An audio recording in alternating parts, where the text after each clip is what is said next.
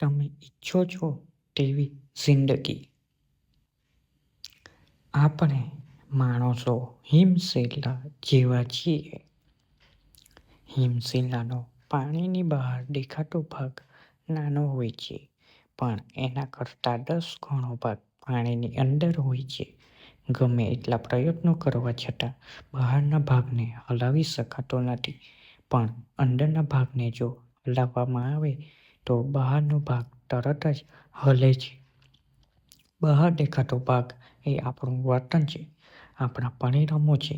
પાણીની અંદરનો અને મોટો ભાગ આપણી માનસિક સ્થિતિ છે. માણસ પોતાના વર્તનમાં, કાર્યપદ્ધતિમાં, રોજેરોજ દરેક ક્ષેત્રે મળતા પરિણામોમાં કે પોતાના વ્યક્તિત્વમાં બદલાવ તુલાવવા માટે ખૂબ મથતો હોય છે, પણ જોઈએ તે એવા પરિણામો મળતા નથી, કારણ કે અંદરનો ભાગ એમનો એમ જ છે, બિલકુલ અંત જ.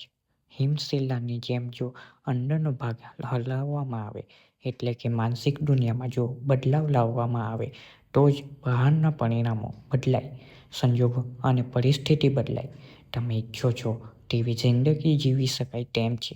માનસિક દુનિયામાં બદલાવ લાવવો સહેલો છે. બદલાવ લાવવાની આગ જોઈએ જીગરમાં અને સાથે જોઈએ થોડી સ્વશિસ્ત. તમારી વર્તમાન પરિસ્થિતિઓ પર એક નજર નાખો.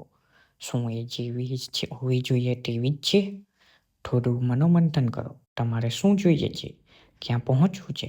શું બનવું છે? વેદોના યુગથી આજની તારીખ સુધીનું વિજ્ઞાન તમને માર્ગ બતાવવા માટે જ વિકાસ પામ્યો છે, પણ તમને ખબર હોવી જોઈએ કે તમારે ક્યાં પહોંચવું છે. માઇન્ડ પાવરનું વિજ્ઞાન તમારી સાથે છે. તમે એનો ઉપયોગ કરવા તૈયાર છો? માઇન્ડ પાવરનો આપણે શ્રેષ્ઠ ઉપયોગ તો કરી જ શકીએ છીએ, જો આપણે જાણતા હોઈએ કે માઇન્ડ એટલે કે મન શું છે. શું મન ચંચળ છે? મન વાંદરા જેવું છે? આખરે મન શું છે?